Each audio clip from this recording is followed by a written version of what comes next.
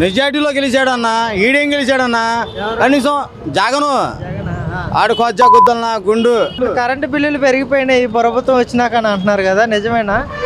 Current బిల్లులు పెరిగినాయి, నిజమేనా?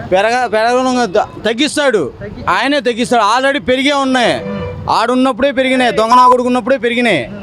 మెల్లిగా అలా తగ్గించుకుంటూ వస్తాడు. ఇప్పుడేగా సీఎం అయింది, ఉన్న బొక్కలు తీర్చుకోవాలి కదా. ఏమేమి బొక్కలు ఉన్నాయో తెలియదు కదా, అవి మొత్తం తీర్చుకోవాలి. తీర్చుకున్నాక మెల్లిగా తగ్గిస్తాడు ఆయనే. ఈ ప్రభుత్వంలో మాకు ఏం అవసరం లేదు, పథకాలు వద్దు, ఏమొద్దు, ఏ పథకాలు వద్దు. ఉన్న రేట్లు తగ్గిస్తే చాలు, గ్యాస్ రేట్లు తగ్గిస్తే చాలు, కరెంటు బిల్లు తగ్గిస్తే చాలు, పని కల్పిస్తే చాలు. ఇదివరకు 10,000 అన్నాడు, 10,000 కానించి 6,000 7,000 దాకే ఉంది. కానీ ఇప్పుడు దాకా 3,000 దాకా రాలేదు, ఏ రోజు రాలేదు 3,000 అనేది. మొత్తం తగ్గిపోయినాయి. మందు రేట్లు అంటే ఈ ఉన్నాయిగా జగన్ రేట్లు, అది ఇంకా తీరలేదంట. ఇది తీరినాక ఇప్పిస్తానంట.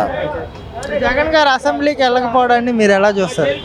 చాలా చండాలంగా చూస్తా. అడుగు పెడితేనే చండాలం అనిపించింది. అంత పాపం చేసుకున్నాడు. ఆ ఇంట్లో వాళ్ళే కూస్తున్నారు కదన్నా, అక్క చెల్లెలే, ఇంకేముండం.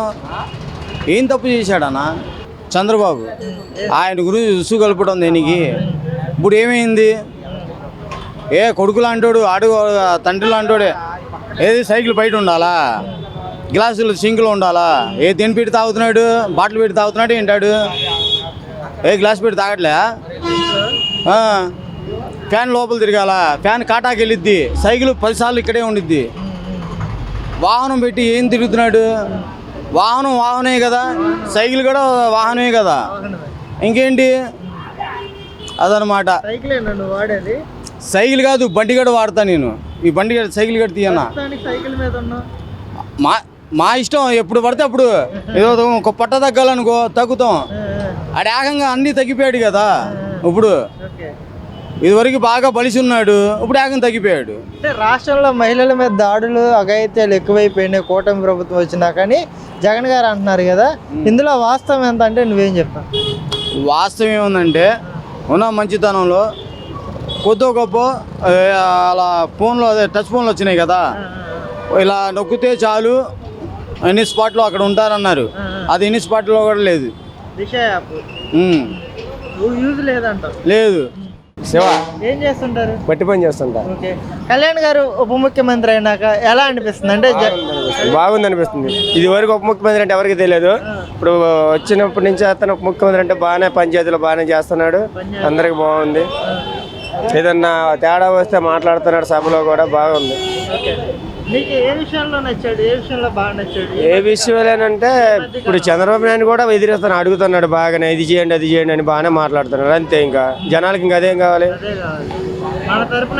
ఎవరు నిలబడాలి? పవన్ కళ్యాణ్ చేస్తున్నారు, అంతే. నేను పనికి వెళ్ళాలి. తాపీ మేస్త్రి అయితే ఉన్నారు శ్రీనివాసరావు గారు, ఆయనతో మాట్లాడే ప్రయత్నం చేద్దాం. అయితే రాష్ట్ర వ్యాప్తంగా ఇసుక కొరత ఉంది, పనులు లేక భవన నిర్మాణ కార్మికులు నానా అవస్థలు పడుతున్నారు అనేది వైఎస్ఆర్సీపీ యొక్క ప్రధాన ఆరోపణ. వాస్తవం ఏంటనేది మేస్త్రి గారిని అడిగి తెలుసుకునే ప్రయత్నం చేద్దాం. నమస్తే అండి. ఇసుక లేక ఇబ్బందులు పడుతున్నారని ఒకళ్ళు అంటున్నారు కదా, నిజమా అబద్ధమా? ఇప్పుడైతే ఇసుక లేకుండా ఇబ్బందులు ఎవరు పడట్లేదు. ఇసుక ఫ్రీ అయిపోయింది. ఇప్పుడు ట్రాక్టర్తో స్టాక్ ఉంటున్నాయి, ఇప్పుడు తెచ్చుకోవచ్చు ఇసుక. పనులు కూడా బాగా సాగినాయి, బాగా పనులు బాగా ఉన్నాయి.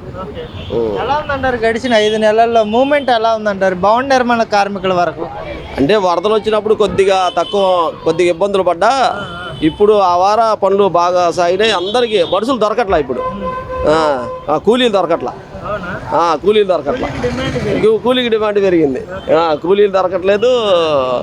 ఆడవాడిసులు కూడా దొరకట్లా, చాలా టైట్ అయిపోయింది. చాలా పనులు సాగినాయి. మామూలుగా ఎంత సార్ ఒక రోజు పనికి వెళ్తే ఎంత కూలీ ఇస్తారు? ఒక రోజు పనికి వెళ్తే మగవాడికి 1000 రూపాయలు ఇస్తారు, ఆడమనిషి 700 ఇస్తారు. సార్ ఇప్పుడు వీళ్ళు చాలామంది భవన నిర్మాణ కార్మికులు పనులకు వెళ్తూ ఉంటారు కదా, మరి వీళ్ళకి బీమా సదుపాయం ప్రభుత్వాలు కల్పించడం కానీ, ఆకస్మికంగా ఏమైనా జరిగితే వాళ్ళకి ప్రభుత్వాలు ఆదుకునే విధంగా ఏమైనా చర్యలు చేపడుతున్నాయా, లేకపోతే ఆ విషయాల్లో ప్రభుత్వాలు ఏమైనా కొంత అలసత్వం వహిస్తున్నాయంటే మీరేం చెప్పారు? ఎవరికన్నా భవన నిర్మాణ కాడ ఇబ్బందులు జరిగితే డబ్బులు ఇస్తున్నారు, కొంత వాండర్ పెట్టుకుంటారు, కొంత గవర్నమెంట్ ద్వారాగా సహాయం వస్తుంది. ఏదైనా హాస్పిటల్ పడ్డా సరే ఆరోగ్యశ్రీ కానీ ఏదైనా ఇబ్బందులు లేకుండా చూస్తున్నారు. జరుగుతున్నాయి ఈ మధ్యకాలంలో అలాంటి ఇన్సిడెంట్స్? అంటే ఇప్పటి వరకు అయితే ఎవరికి ఇబ్బందులు ఏం జరగలేదు, అలాంటి యాక్సిడెంట్ కానీ ఏదైనా జరగలేదు. అంతకుముందు జరిగినప్పుడు అవి చూసుకున్నారు, ఆరోగ్యశ్రీ కానీ ఎవరైనా డబ్బులు పడ్డప్పుడు వాండర్కు సగం, మేసులు మేము కొంచెం, గవర్నమెంట్ కొంచెం భరించుకునేది. అంటే ప్రభుత్వం తరఫున మీరేమో ఇంకేమన్నా సదుపాయాల పరంగా కానీ పథకాల పరంగా కానీ ఏమన్నా డిమాండ్ కోరుకుంటున్నారు, మా వాళ్ళకి ఇది ఇస్తే బాగుంటుంది అని ఏమన్నా ప్రపోజల్ ఏమన్నా? ప్రభుత్వ పరంగా ఏమీ లేదు, ఇసుక వస్తే అన్ని కొరతలు తిరిగిపోయేటట్టే. ఇసుకే మెయిన్, ఇసుక వచ్చిందంటే బిల్డింగ్లోనే ఒక 170 మంది 200 మంది వర్కర్లు చేస్తారు. అంటే పెయింటర్లు కానీ మార్బుల్ పని వాళ్ళు కానీ చాలా, ఇక వడ్రంగి పని కానీ రాడ్ బిల్డింగ్ కానీ చాలా మంది అందులో పనిచేసేవాళ్ళు. ఆ పనులు సాగితే మొత్తం అందరికీ కరువు తీరినట్టే. జగన్ గారు ఉన్నప్పుడు కొంత ఇబ్బంది పడ్డారా? ఇబ్బందులు ఏమైనా ఎదుర్కొన్నారా ఆయన ఉన్న టైంలో? జగన్ గారు ఉన్నప్పుడు చాలా ఇబ్బందులు పడ్డాం. వాస్తవమే అది. జగన్ గారు ఉన్నప్పుడు చాలా ఇబ్బందులు పడ్డాం, ఒక ఇబ్బంది కాదు, చాలా. ఎలా ఉంది సార్ ప్రస్తుతం 5 నెలల పరిపాలన? ఫ్రీగా ఉంది సార్, ఫ్రీగా ఉంది, అందరూ హ్యాపీగా ఉన్నాం.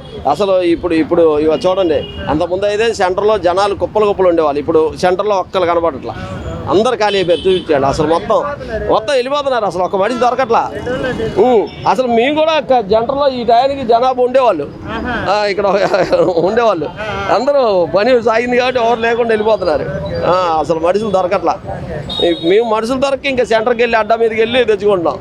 అంటే మా ముఠా సాలక పనులు బాగా హ్యాపీగా ఉంది సార్. ఇప్పుడు సార్ ఎలాగైనా చంద్రబాబు గారే అంతే సార్.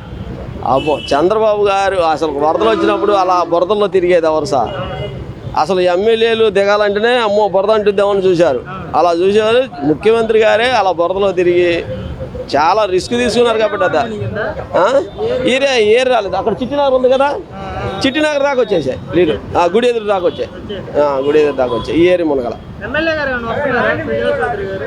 సుజనా చౌదరి గారు అంత ముందు వచ్చేవాళ్ళు, లేదు. ఇప్పుడు జాడ అయితే కనిపించట్లే. అప్పుడే మాకు ఇబ్బందులు ఏమి లేవు. మాకు ఇబ్బందులు ఉంటే కార్పొరేటర్లు వాళ్ళు ఉంటారు కదా, వాళ్ళ ద్వారా ఏదైనా కబురు పెడితే ఏమైనా చేస్తారేమో. ప్రస్తుతానికి అయితే ఇబ్బందులు ఏమి లేవు. సున్నం పని చేస్తారు. సున్నం పని ఎంత సంపాదిస్తావు రోజు? 600 ఇస్తారు. 600 ఇస్తారా? ఎంత అయితే ఎంత 68. అబ్బో సూపర్.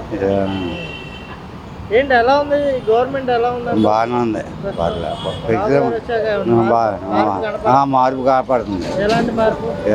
అన్నీ బాగానే ఉన్నాయి. ఇప్పుడు దేవుడికి మొక్కుకున్నావు కదా, ఏమని మొక్కుకున్నావు? ఏమన్నా ఆరోగ్యం బాగోవాలని కోరుకున్నా. అంతేనా? అంతే. మంది వేస్తావా? మందు వేస్తాం వారానికి ఒకసారి. ఎలా ఉంది మంది? ఎలా ఉంది ఇప్పుడు? మద్యం బాగానే ఉంది ఇంతవరకు మీద. రేట్లు ఏమి తగ్గాయా? ఏం తగ్గలే రేట్లు ఏమి తగ్గలే. 130 రూపాయలు 100 రూపాయలు మళ్ళీ 110 అంటున్నారు. మళ్ళీ పెరుగుతున్నాయి. ఎలా ఉందంట పరిపాలన? ఒక మాటలో పరిపాలన పర్వాలేదు. ఇంకా బాగా తయారవ్వాలంట. అంతేనా? అంతే. ఎక్కడ పని ఇప్పుడు? కొట్టానుక. నేను కూడా రానా? మీరెందుకు? మేమే చేయలేక ఉన్నాం, మీరే చేయగలరు. నేను కూడా వస్తాను. మీరు రావక్కర్లేదు, మీరు చేసుకుంటే చాలు. మేము ఎన్నాళ్ళు చేస్తామో తెలీదు, ఓపు తగ్గిపోయింది కదా.